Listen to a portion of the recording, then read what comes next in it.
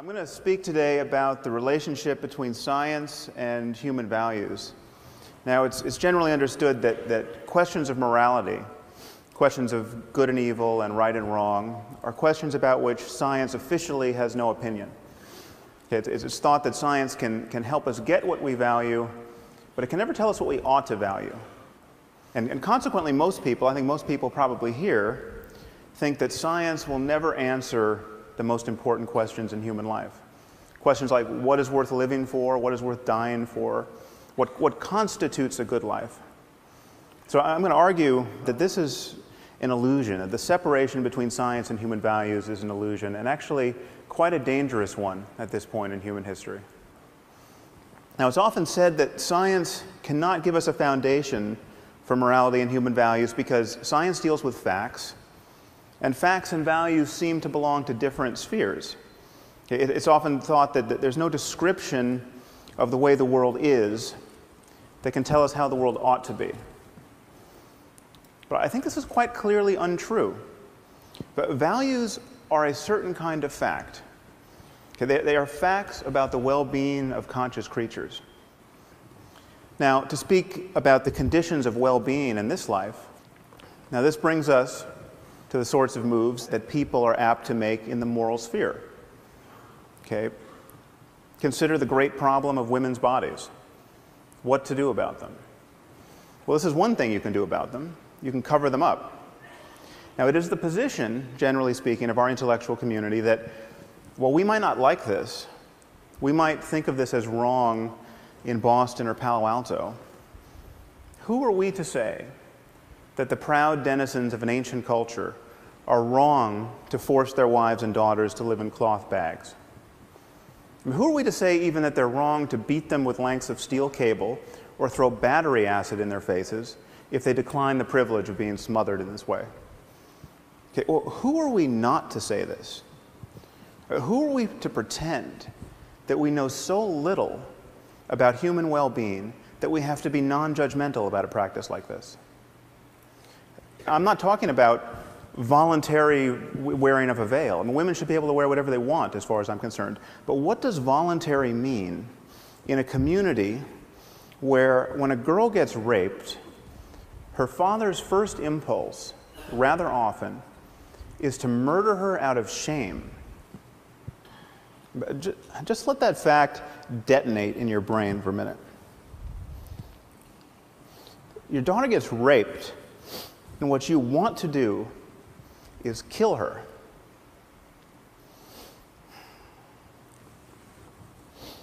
What are the chances that represents a peak of human flourishing?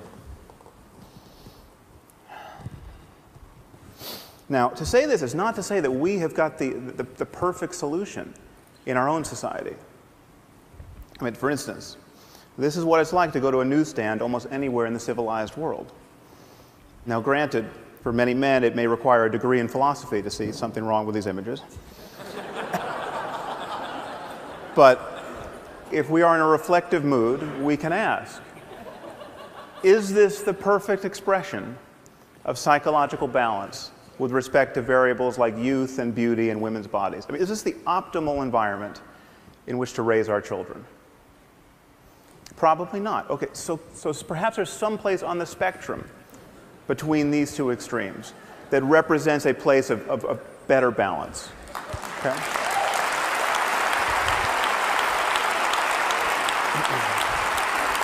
Now, the irony from my perspective is that the only people who seem to generally agree with me and who think that there are right and wrong answers to moral questions are religious demagogues of one form or another. And of course, they think they have right answers to moral questions because they got these answers from a voice in a whirlwind. Okay, not because they made an intelligent analysis of the causes and condition of human and animal well-being. And in fact, the endurance of religion as a lens through which most people view moral questions has separated most moral talk from real questions of human and animal suffering. This is why we spend our time talking about things like gay marriage and not about genocide or nuclear proliferation or poverty or any other hugely consequential issue. But the demagogues are right about one thing. We need a universal conception of human values. Now, what stands in the way of this? Well, one thing to notice is that we do something different when talking about morality, especially secular, academic, scientist types. When talking about morality, we value differences of opinion in a way that we don't in any other area of our lives. So, for instance, the Dalai Lama gets up every morning meditating on compassion, and he thinks that helping other human beings is an integral component of human happiness. Okay, on the other hand, we have someone like Ted Bundy. Ted Bundy was very fond of abducting and raping and torturing and killing young women. Okay, so we appear to have a genuine difference of opinion about how to profitably use one's time. Okay. Most Western intellectuals look at this situation and say, well, there's nothing for the Dalai Lama to be really right about, or for Ted Bundy to be really wrong about, that admits of a real argument that potentially falls within the purview of science. Okay, that, he likes chocolate, he likes vanilla. There's nothing that one should be able to say to the other that should persuade the other. Now notice that we don't do this in science. On the left you have Edward Witten. He's a string theorist. If you ask the smartest physicists around, who's the smartest physicist around, in my experience, half of them will say Ed Witten. The other half will tell you they don't like the question. So, what would happen if I showed up at a physics conference and said string theory is bogus? You know, it doesn't resonate with me. It's not how I choose to view the universe at the smallest scale. I'm not a fan. Okay, well, nothing would happen because I'm not a physicist. I don't understand string theory. I'm the Ted Bundy of string theory. Okay? I wouldn't want to belong to any string theory club that would have me as a member. Okay? But this is just the point. Okay? Whenever we are talking about facts, certain opinions must be excluded. That is what it is to have a domain of expertise.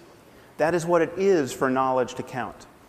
How have we convinced ourselves that in the moral sphere there is no such thing as moral expertise, or moral talent, or moral genius even?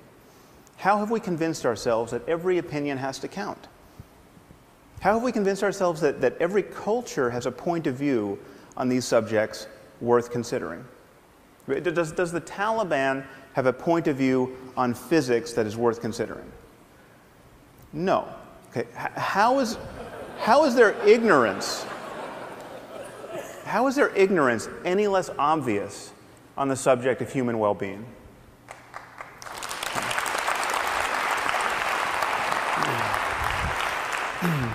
So this, I think, is what the world needs now. It needs people like ourselves to admit that there are right and wrong answers to questions of human flourishing. And morality relates to that domain of facts.